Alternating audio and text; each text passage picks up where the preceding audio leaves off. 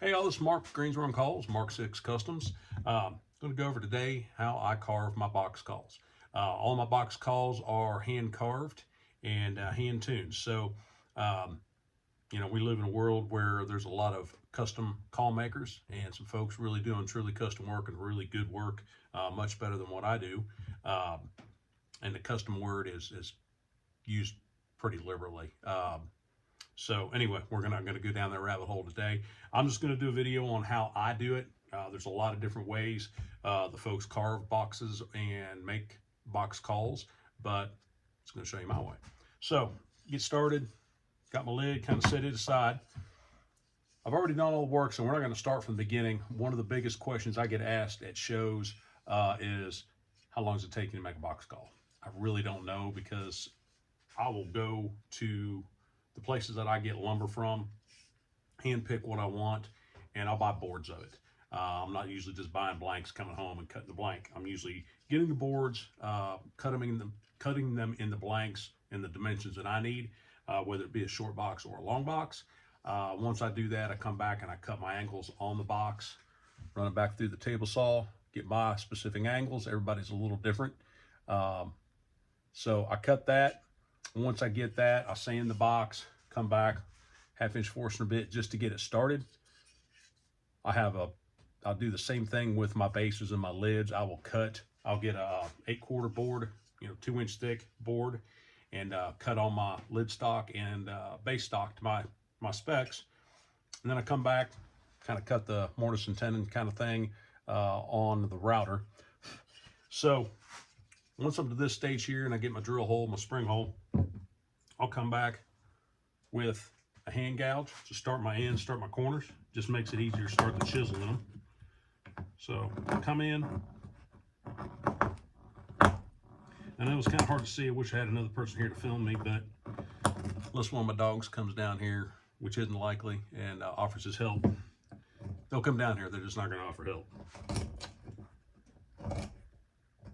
I'm going to have to run all this solo for now. So it's kind of hard to see what I'm doing in here, but periodically I'll pick it up and kind of show you my progress.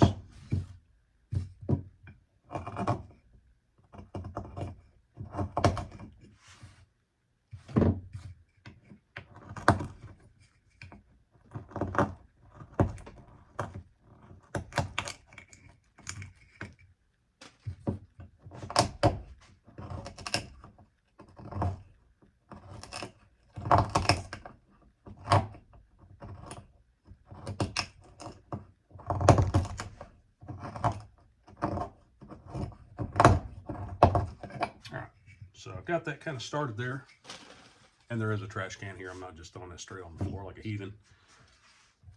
Started my ends, looks really rough. You can kind of see where I've taken the little small drum sander on the drill press and started my little grooves there for the lid.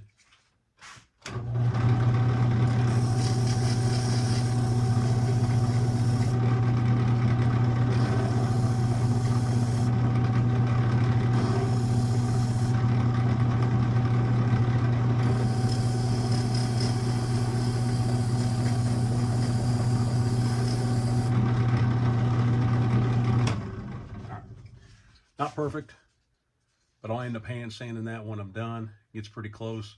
I do have my standard measurements, but let's be honest, I measure a lot of things with my soul. So I started that in the corners so the chisel's easier, but I'm also going to try to square up the tops with another chisel. It's just a 90-degree chisel. Kind of even them out, square them up.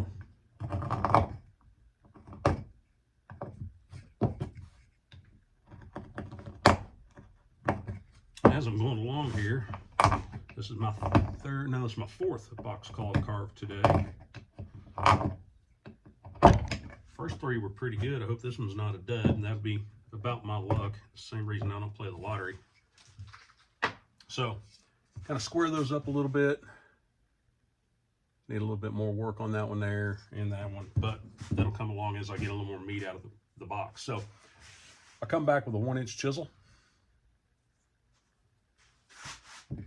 I know a lot of guys will use a vise to hold these. I do not. I've always held it in hand. I've got a rubber mat that I put it on to keep it from slipping. I used to work on a piece of cardboard, and I wouldn't recommend that. So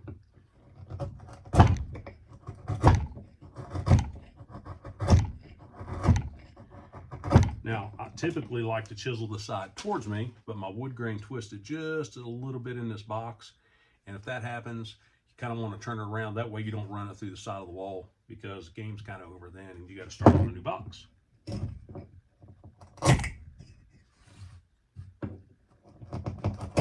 I almost showed you what it was like to screw one up. That came pretty close. So apparently I'm going to do this one the hard way. It chisels away from me on the opposite side. Sometimes that's the way it goes.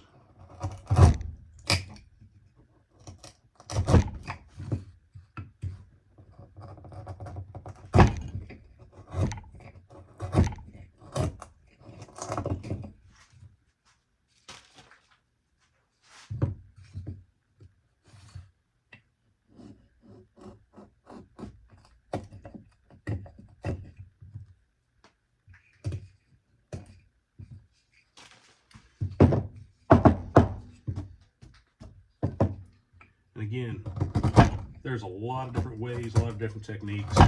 Guys do these different.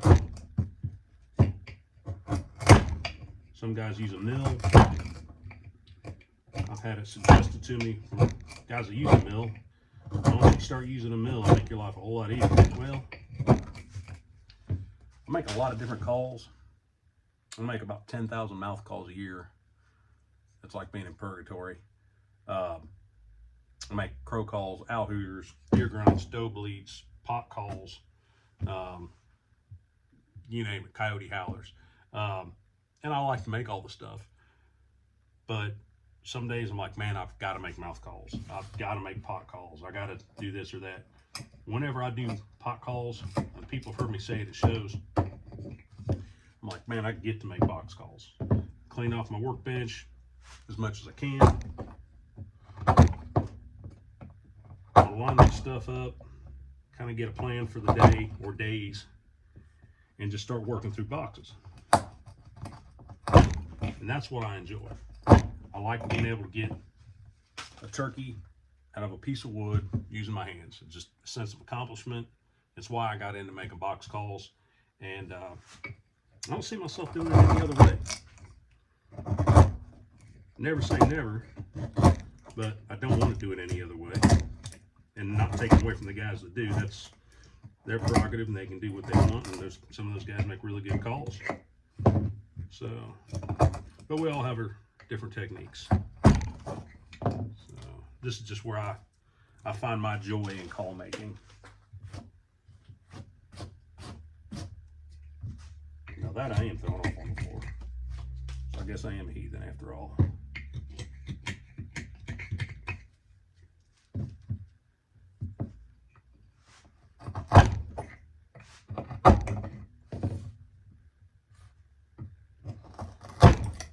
And if you kind of look past me here, I got this plastic hanging up.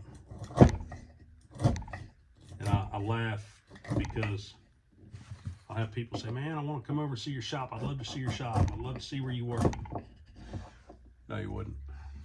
I don't even want to say it a lot of times, because this is just a dusty corner of my basement, and I got these clean plastic walls to try to keep the dust down.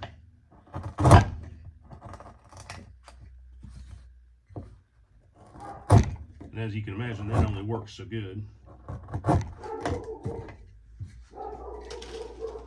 And there's my dog telling everybody that our mail carrier is coming to the door to pick up packages.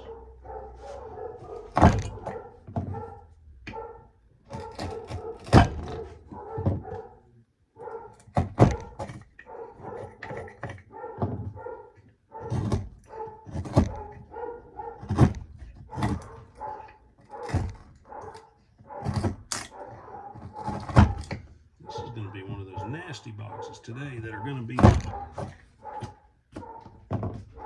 have really good straight wood grain in my last two boxes, and this one here is going to be all over the place. And that's kind of a pain.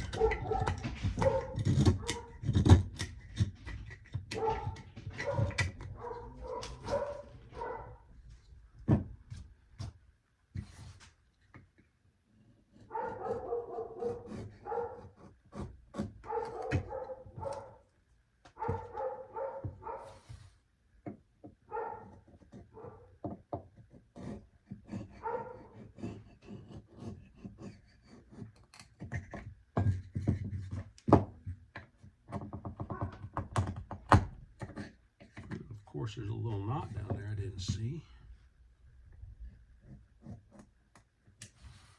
Yeah, the wood grain is going to be a pain.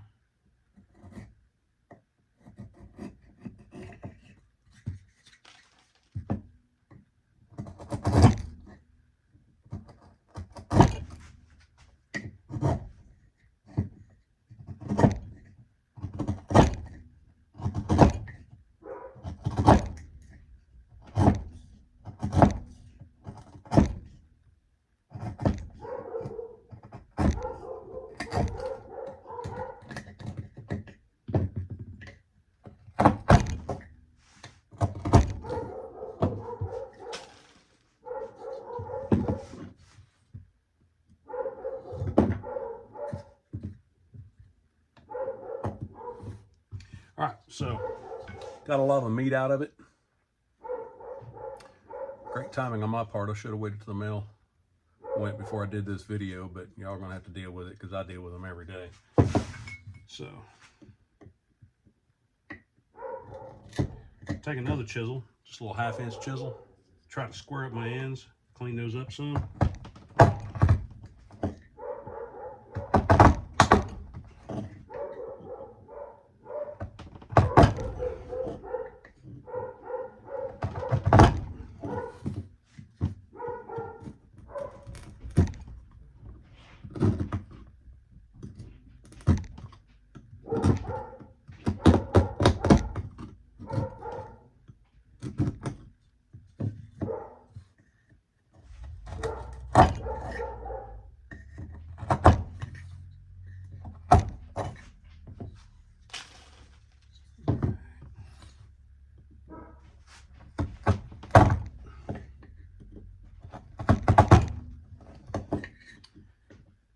Keep track of all my box calls every year. I've got this little book here. It's been sitting here on my workbench since 2020.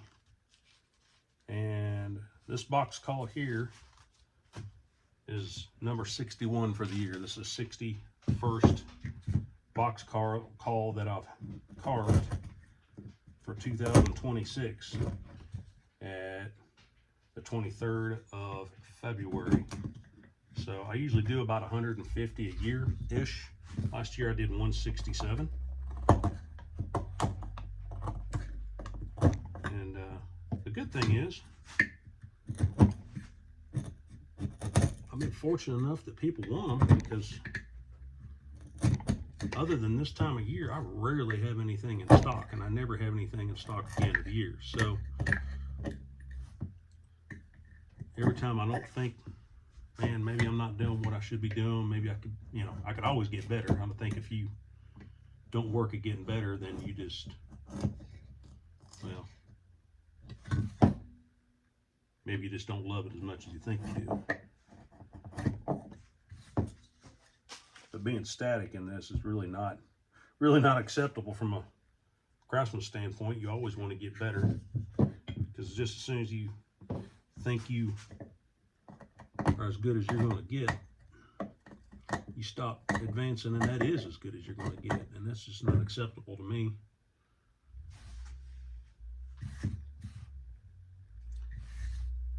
The term, and I guess the phrase in the English language that I like the very least is a simple 2-word phrase, and I absolutely despise it. Especially when it comes to this kind of stuff with box calls, making calls. And that phrase is good enough. I've heard people say, well, man, that's good enough to call a turkey. Well, if good enough to call a turkey, and you're a call maker, that's as good as your calls are ever going to get. Good enough is the arch enemy of great. And my calls may never be great, but I'm going to strive to be as good as they can be. But I don't ever want to be settled and happy with good enough, because good enough kind of sucks. Good enough is like conceding to mediocrity, accepting your own defeat. Nobody else's defeat, your own defeat. So,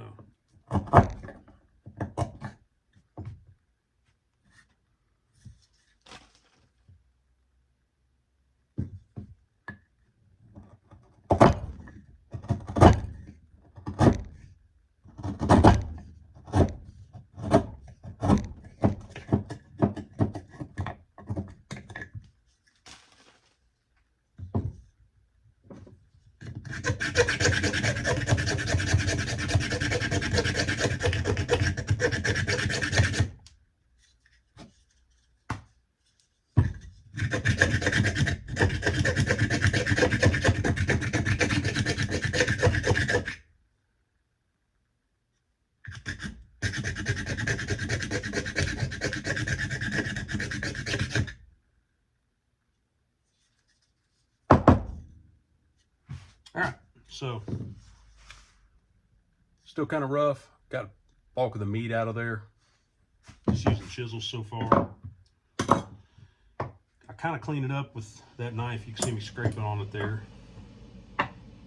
So once I get that far, I come back with some 80 grit, just on the inside of my lip. And if any other call maker see me do this, they're like, man, what are you doing? Are you dumb? Either that, or I don't know that this is how they do it too, so I don't know how most folks do theirs.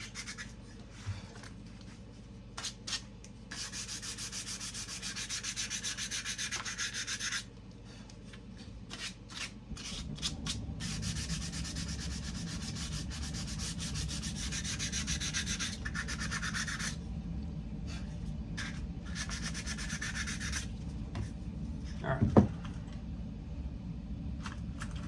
So we've got that far, and I know some call makers will, I guess, get to the point, tune their call and not have any chalk on it.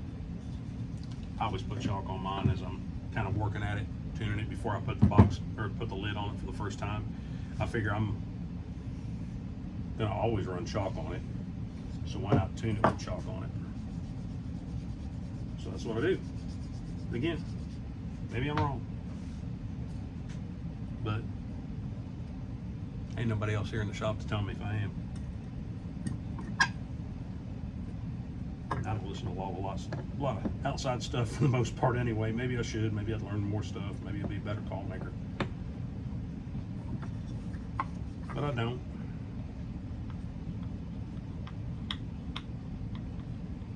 Doesn't mean I'm not opposed to advice, because I'm certainly not.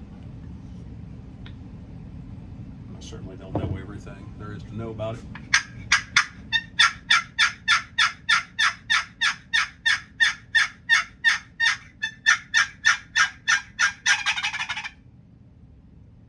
Not bad right out of the gate.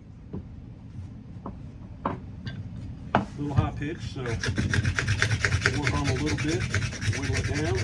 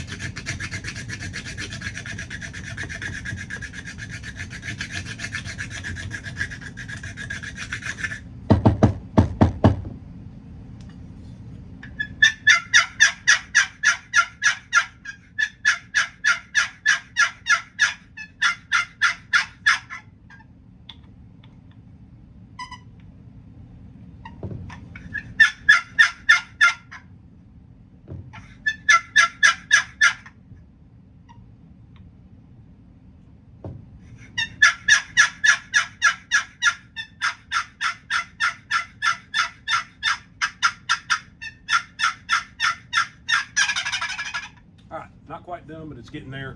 I won't make you sit through the rest of this, but that's the gist of how I carve my boxes. I get them about 90% completed, come back, take the lid off, sand the insides, get everything kind of cleaned up in there as best I can. You're always going to see a little bit of tool marks in mine. They're made by hand. So generally what I put on them is an oil finish. It is Birchwood Casey gunstock oil.